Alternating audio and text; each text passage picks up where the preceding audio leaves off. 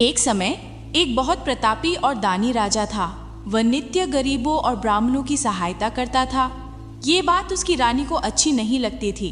वह न तो गरीबों को दान देती, न ही भगवान का पूजन करती थी और राजा को भी दान देने से मना करती थी। एक दिन राजा शिकार खेलने वन को गए हुए थे। उसी समय बृहस्पति देव साधु के रूप में भिक्षा के लिए द्वार पर आए और भिक्षा मांगी। रानी ने भिक्षा देने से इनकार कर दिया और कहा कि हे साधु महाराज, मैं तो दान पुण्य से तंग आ गई हूँ। मेरे पति सारा धन लुटाते रहते हैं। मेरी इच्छा है कि हमारा सारा धन नष्ट हो जाए। साधु ने कहा, देवी, तुम तो बड़ी विचित्र हो। धन वैभव तो सभी चाहते हैं। यदि तुम्हारे पास अधिक धन है तो भूखों को भोजन कराओ, प्यासों के लिए प्याऊ बनवाओ, धर्मशालाएं बनवाओ। जो निर्धन अपने कुंवारी कन्याओं का विवाह नहीं कर सकते, उनका विवाह करवाओ। ऐसे और कई काम हैं जिनको करने से तुम्हारे कुल का यश लोक परलोक में फैलेगा। परंतु रानी पर उपदेश का कोई प्रभाव न पड़ा। वो बोली, महाराज, आप मुझे कुछ न समझाएं।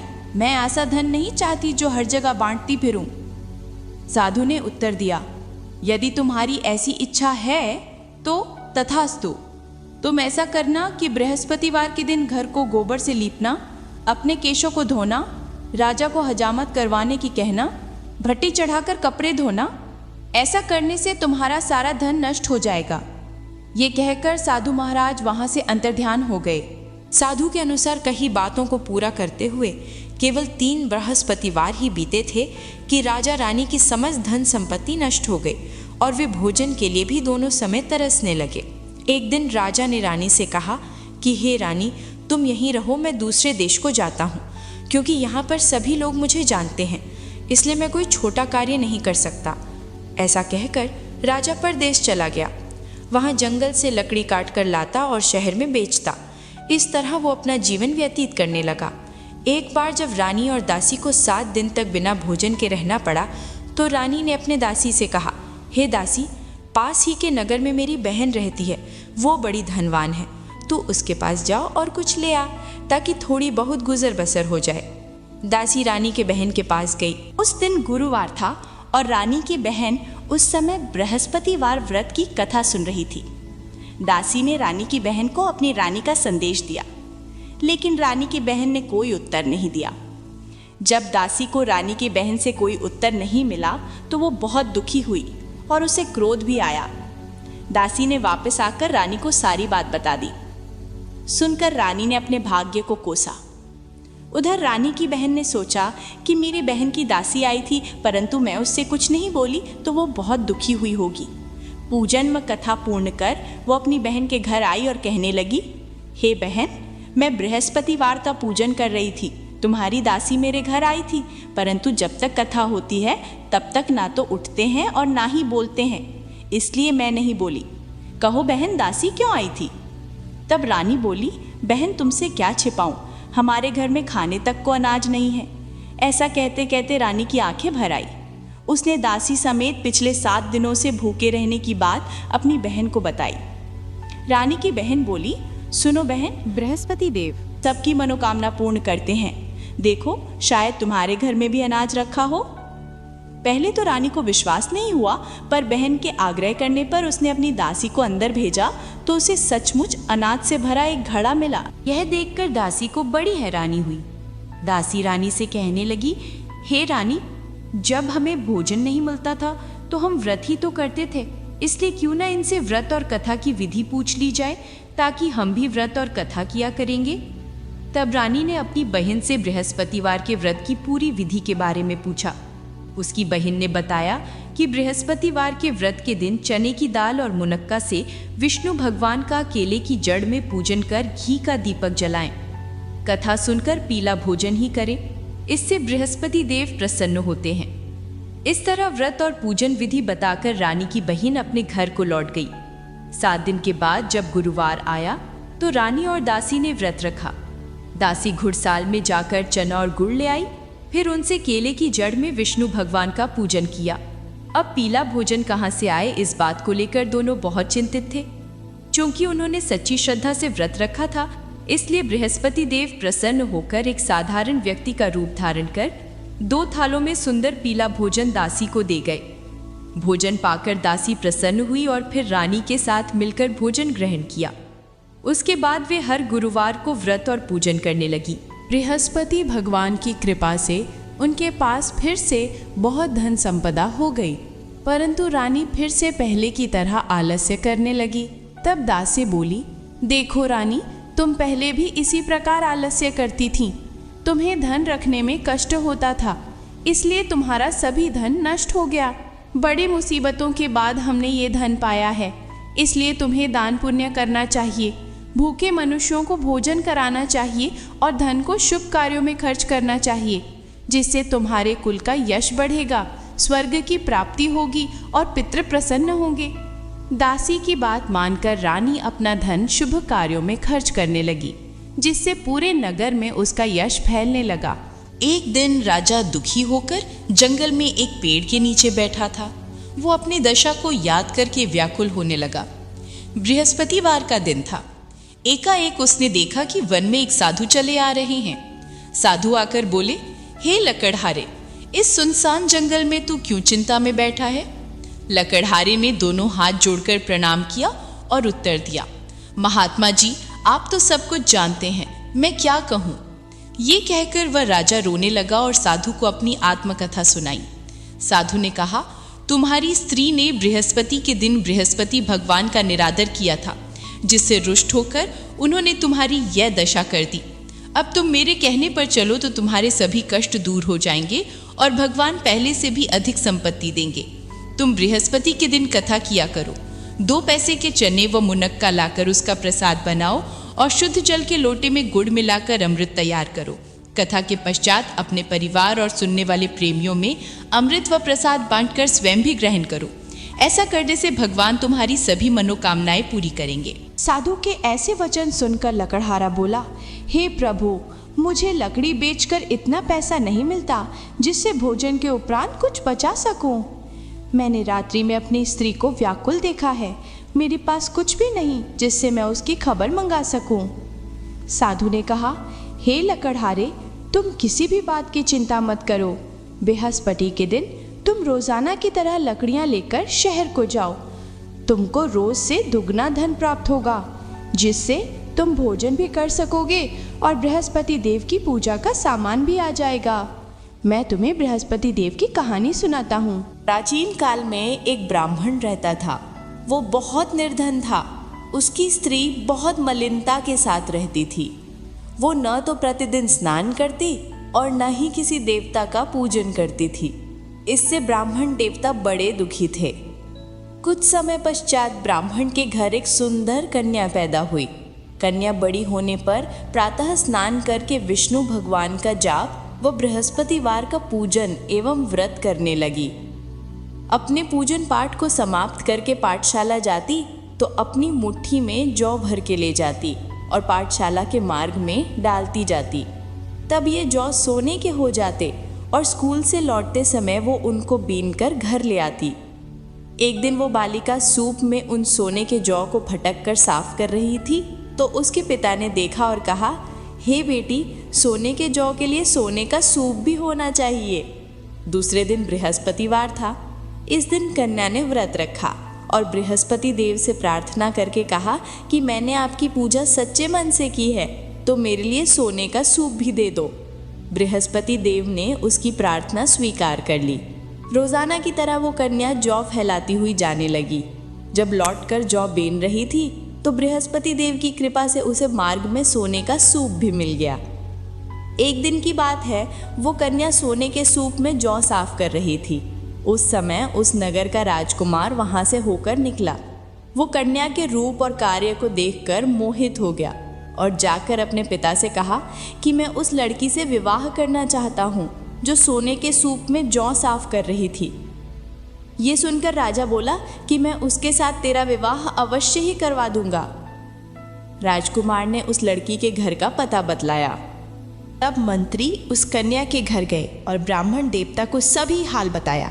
ब्राह्मण देवता राजपुत्र के साथ अपनी कन्या का विवाह करने के लिए तैयार हो गए और विधि विधान से उस कन्या का विवाह हो गया। कन्या के विदा होने के बाद ब्राह्मण देवता के घर में गरीबी का निवास हो गया। अब उन्हें भोजन के लिए अन्न भी बड़ी मुश्किल से मिलता था। एक दिन दुखी होकर ब्राह्मण देवता अपनी बेटी के पास गए। बेटी ने पिता की दुखी अवस्था को देखा और अपनी माँ का हाल पूछा। तब ब्राह्मण ने सभी हाल कहा।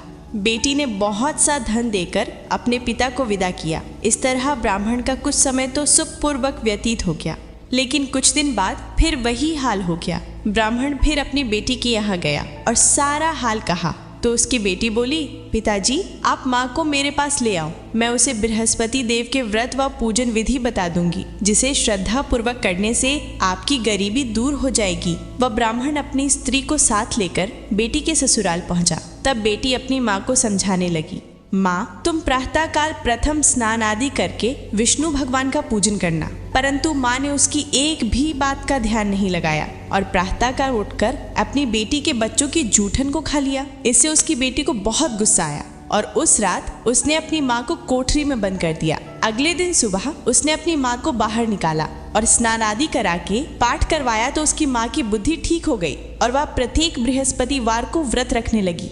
इस पूजन व व्रत के प्रभाव से उसके माता पिता बहुत ही धनवान होकर बृहस्पति देव के प्रभाव से इस लोक के सभी सुख भोगकर स्वर्ग को प्राप्त हुए। इस तरह कहानी कहकर साधु देवता वहाँ से अंतर्ध्यान हो गए। 4 दिन बाद बृहस्पतिवार का दिन आया। लकड़हारा जंगल से लकड़ी काटकर शहर में बेचने गया। उसे उस दिन अन्य दिनों से दुगना दाम मिला। लकड़हारे ने चना गुड़ आदि लेकर गुरुवार का व्रत व पूजन किया। जब दोबारा गुरुवार का दिन आया तो वह बृहस्पतिवार का पूजन व व्रत करना भूल गया। इस कारण बृहस्पति भगवान नाराज हो गए। उस दिन उस नगर के राजा ने विशाल यज्ञ का आयोजन किया था और नगर में ये घोषणा करवा दी कि कोई भी नगरवासी अपने घर में भोजन ना बनावे, समस्त जन मेरे यहाँ ही भोजन करने आवे। उस दिन लकड़हारा कुछ देर से पहुंचा तो राजा उसको अपने साथ महल में ले गए और अपने कक्ष में भोजन कराने लगे। तभी उस समय रानी भी वहां आ गई और उसने देखा कि जिस खूंटी पर उसका हार लटका हुआ था वह वहां पर नहीं है। रानी ने निश्चय किया कि मेरा यह हार इसी लकड़हारे ने चुराया है। तब रानी के कहने पर राजा ने उसी समय सिपाहियों को बुलाकर उस लकड़हारे को कारागृह में डलवा दिया। अब लकड़हारा दुखी होकर विचार करने लगा कि ना जाने कौन से जन्मों के कर्म से मुझे ये कष्ट प्राप्त हुआ है, और उस साधु को याद करने लगा जो कि जंगल में मिला था। उसी समय बृहस्पति देव साधु के रूप में प्रकट हुए और उसकी दशा को देखकर कहने लगे, अरे मूर्ख, तूने बृहस्पति देव का पूजन नहीं किया था, इसी कारण तुझे दुख प्राप्त हुआ है। अब तू चिंता मत कर, आने वाले बृहस्पतिवार के दिन बृहस्पति देव का पूजन व व्रत रखना। साधु महात्मा के कहे अनुसार बृहस्पतिवार के दिन लकड़हारे ने कथा कही और व्रत रखा। तो उसी रात्रि को बृहस्पति देव ने उस नगर के राजा को स्वप्न में आकर कहा, हे राजा, तुमने जिस लकड़हारे को कारागृह में बंद करके रखा है वह एक राजा है और वह निर्दोष है, उसे छोड़ देना। तुझे रानी का हार उसी खूंटी पर लटका हुआ मिलेगा। अगर तू ऐसा नहीं करेगा तो मैं तेरे सारे राज्य को नष्ट कर दूंगा। इस तरह रात्रि के स्वप्न को देखकर राजा प्रातःकाल उठा तो उसे वह हार उसी खूंटी पर लटका हुआ मिला। तब राजा ने उस लकड़हारे को बुलाकर क्षमा मांगी और सुंदर वस्त्र आभूषण देकर विदा किया। अब लकड़हारा राजा अपने नगर को चल दिया। राजा जब अपने नगर के निकट पहुंचा तो उसे बड़ा आश्चर्य हुआ। नगर में पहले से अधिक बाग, तालाब, मंदिर, कुएं तथा धर्मशालाएं आदि बनी हुई नजर आ रही थी। राजा ने जब पूछा कि ये सब किसने बनवाए हैं तो नगर के लोग कहने लगे, ये सब रानी और दासी ने बनवाए हैं। राजा ने महल पहुंचकर रानी से पूछा कि यह धन तुम्हें कैसे प्राप्त हुआ। तब रानी ने बताया कि हमें ये सब धन बृहस्पति देव के इस व्रत के प्रभाव से प्राप्त हुआ है। तब राजा ने निश्चय किया कि हर गुरुवार को तो सभी बृहस्पति देव का पूजन करते हैं, परंतु मैं प्रतिदिन दिन में 3 बार बृहस्पति देव की कथा कहूँगा तथा रोज व्रत किया करूँगा। अब हर समय राजा के दुपट्टे में चने की दाल बंधी रहती तथा दिन में 3 बार कथा कहता। एक रोज राजा ने विचार किया कि चलो अपनी बहन के यहाँ हो आवे। इस तरह निश्चय कर राजा घोड़े पर सवार हो अपनी बहन के यहाँ जाने को निकल गया। मार्ग में उसने देखा कि कुछ आदमी एक अर्थी को लिए जा रहे हैं। उन्हें रोककर राजा कहने लगा, अरे भाइयों, मेरी बृहस्पति देव की कथा सुन लो। तो वे बोले, लो हमारा तो आदमी मर गया है और इसको अपनी कथा की बड़ी है। परंतु कुछ आदमी बोले, अच्छा कहो, हम तुम्हारे कथा सुनेंगे। राजा ने दाल निकाली और कथा कहना आरंभ किया। अभी कथा आधी ही हुई थी कि अर्थी पर लेटा हुआ मुर्दा हिलने लगा और कथा समाप्ति पर राम राम कहता हुआ वह मुर्दा उठकर खड़ा हो गया। बोलो बृहस्पति भगवान की जय। आगे बढ़ते हुए मार्ग में राजा को एक किसान खेत में हल चलाता मिला। राजा ने उसे रोककर कहा, अरे भैयों, तुम मेरे बृहस्पतिवार की कथा सुन लो। किसान बोला, जब तक मैं तेरी कथा सुनूंगा तब तक 4 हरिया जोत लूंगा, तू अपनी कथा किसी और को सुना। ये सुनकर राजा आगे चलने लगा।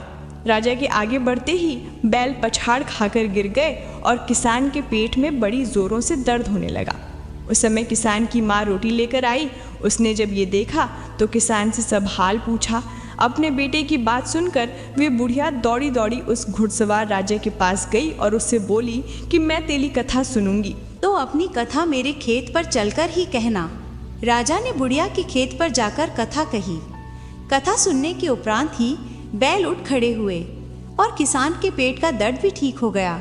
राजा अपनी बहन के घर पहुंचा। बहन ने भाई की खूब मेहमानी की। दूसरे दिन प्रातःकाल राजा जगा तो वह देखने लगा कि सब लोग भोजन कर रहे हैं। राजा ने अपनी बहन से कहा कि ऐसा कोई है क्या जिसने भोजन नहीं किया हो और मेरी बृहस्पतिवार की कथा सुन ले। बहन बोली, भैया यह देश ऐसा ही है, पहले यहाँ लोग भोजन करते हैं, बाद में अन्य काम करते हैं। अगर कोई पड़ोस में हो तो मैं देखकर आती हूँ।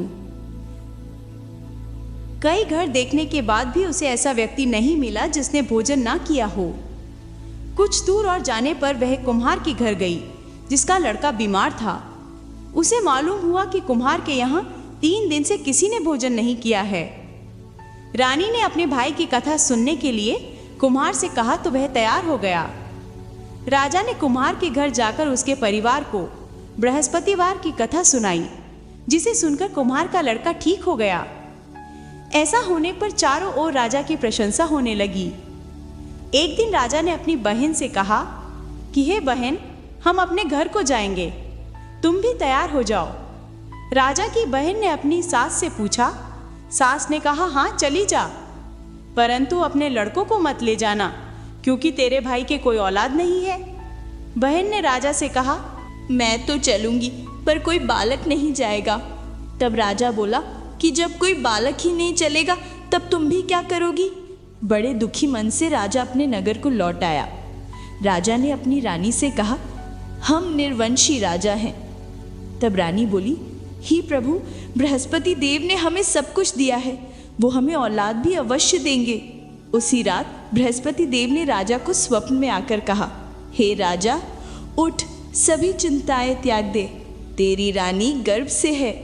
स्वप्न में बृहस्पति देव की ये बात सुनकर राजा को बड़ी खुशी हुई। 9वें महीने में रानी की गर्भ से एक सुंदर पुत्र पैदा हुआ। सच्ची भावना से राजा और रानी ने उनकी कथा का गुणगान किया तो उनकी सभी इच्छाएं पूर्ण हुई।